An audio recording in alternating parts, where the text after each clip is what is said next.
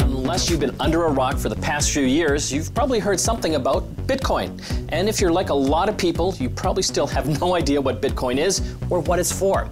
Bitcoin isn't an easy thing to understand, but it is worth understanding. It's put a lot of Teslas and Ferraris in driveways where you wouldn't expect them.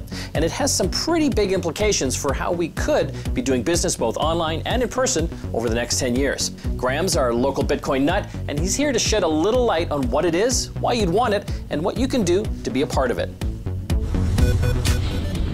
You know, Mike's right. Bitcoin's not always easy to understand, but when you think about it, it can actually make sense. So what is Bitcoin? Well, to start off with, it's a method of paying for things. It's what we call a digital decentralized currency.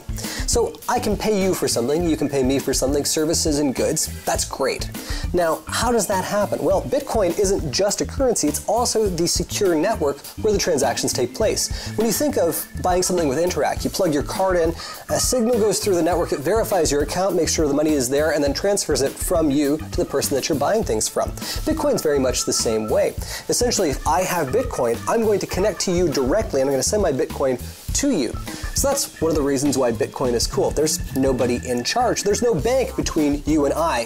What's great about there being no bank? Well, that means that there are no fees. If you've ever received one of those $14.95 charges at the end of the month, you're probably happy about that.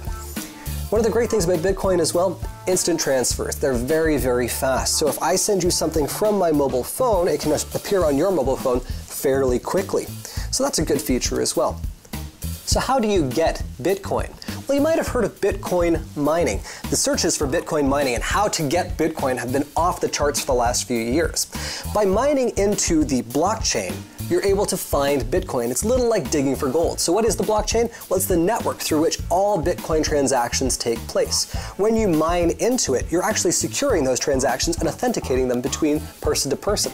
By digging into it, it's like finding gold. If you find a Bitcoin, you get to keep it. You can also buy Bitcoin. There are exchanges out there where you can exchange your dollars, Canadian dollars, US dollars, euros, for Bitcoin, and they'll transfer them back to you. You can also trade for Bitcoin, not to be confused with buying it. Let's say you've got a beautiful MacBook Air that you no longer want. You can put an ad up on Craigslist and say, I'd like Bitcoin for this. You can meet someone who can transfer their Bitcoin from their mobile phone to you. Once you've verified you've got the Bitcoin, hand them the laptop and walk away. So why would you use your mobile phone? Well, that's where you have a Bitcoin wallet app. You can also have one on your computer. It's a secure place to keep your Bitcoin when you want to use it. So where can you use Bitcoin? Well, direct payments like that, person to person. You can also use it online with tons of retailers. Over 500 retailers online are taking Bitcoin for various goods and services. One of the most common questions that we get about Bitcoin is, what about illegal stuff? Now, you might have heard of the Silk Road. It was a website where you could go to purchase illegal things like drugs with Bitcoin.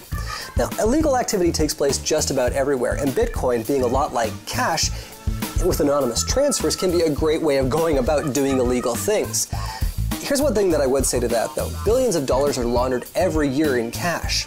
Only a fraction of that actually happens with Bitcoin. So you might say that when it comes to crime, this is the only place where Bitcoin is actually way behind. So that's Bitcoin. It's a bit like cash, a bit like Interac, and a bit like something altogether new. I like Bitcoin. I don't understand it completely, but I get enough of it to realize that it could change the way that we buy and sell things in the years to come. If you want to learn more about Bitcoin, you can check out bitcoin.org, and if you make enough to buy a couple Teslas, don't forget to send one my way.